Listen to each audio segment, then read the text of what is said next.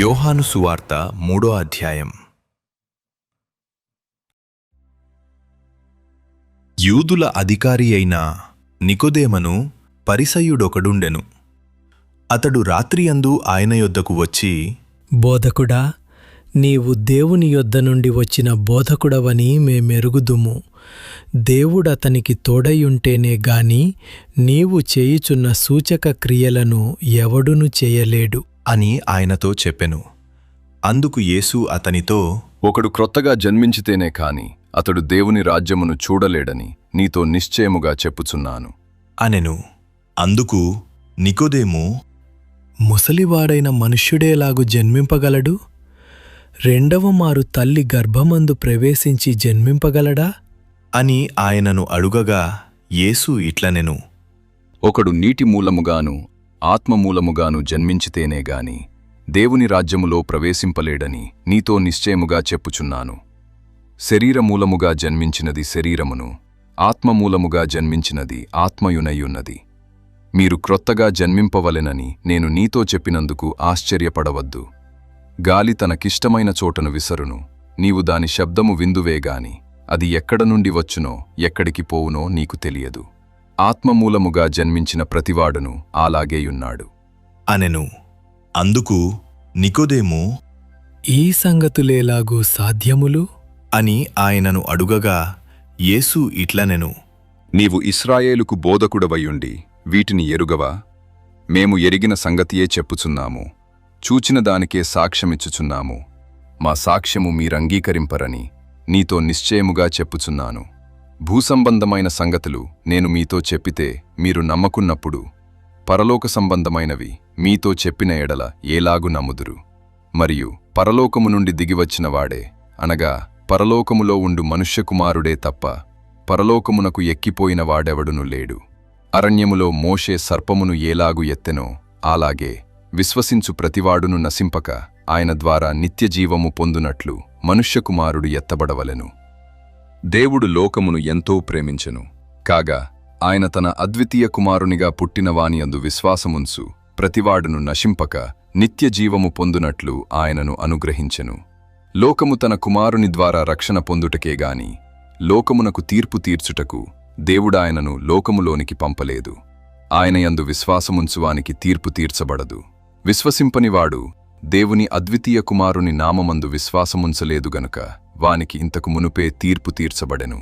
ఆ తీర్పు ఇదే: వెలుగు లోకములోనికి వచ్చెనుగాని తమ క్రియలు చెడ్డవైనందున మనుషులు వెలుగును ప్రేమింపక చీకటినే ప్రేమించిరి.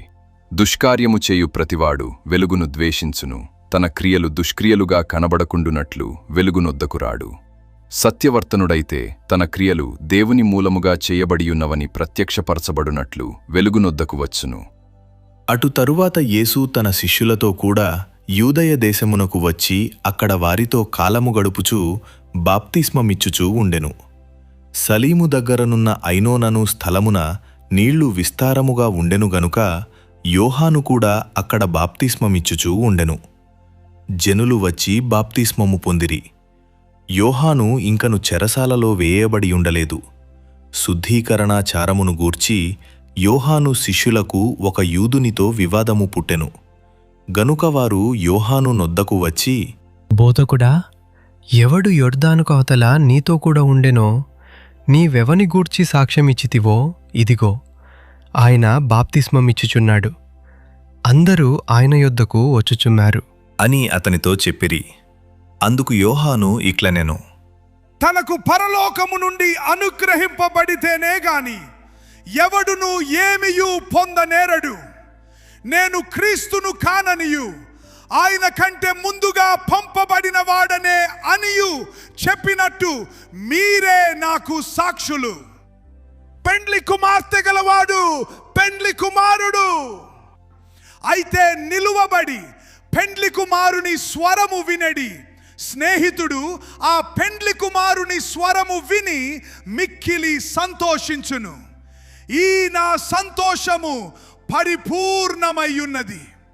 ఆయన హెచ్చవలసియున్నది, నేను తగ్గవలసియున్నది. పైనుండి వచ్చువాడు అందరికీ పైనున్నవాడు, భూమి నుండి వచ్చువాడు భూ సంబంధి అయి భూ సంబంధమైన సంగతులను గూర్చి మాటలాడును. పరలోకము నుండి వచ్చువాడు అందరికీ పైగా నుండి తాను కన్న వాటిని గూర్చియు విన్న వాటిని గూర్చియు సాక్ష్యమిచ్చును. ఆయన సాక్ష్యము ఎవడును అంగీకరింపడు. ఆయన సాక్ష్యము అంగీకరించిన వాడు దేవుడు సత్యవంతుడను మాటకు ముద్ర వేసియున్నాడు. ఏలయనగా దేవుడు తాను పంపిన వానికి కొలత లేకుండా ఆత్మననుగ్రహించును గనుక ఆయన దేవుని మాటలే పలుకును.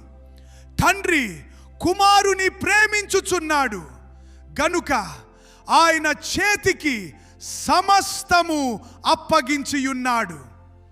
కుమారుని యందు విశ్వాసముంచువాడే నిత్య జీవము గలవాడు. కుమారునికి విధేయుడు కానివాడు జీవము చూడడు గాని దేవుని ఉగ్రత వాని మీద నిలిచియుండును.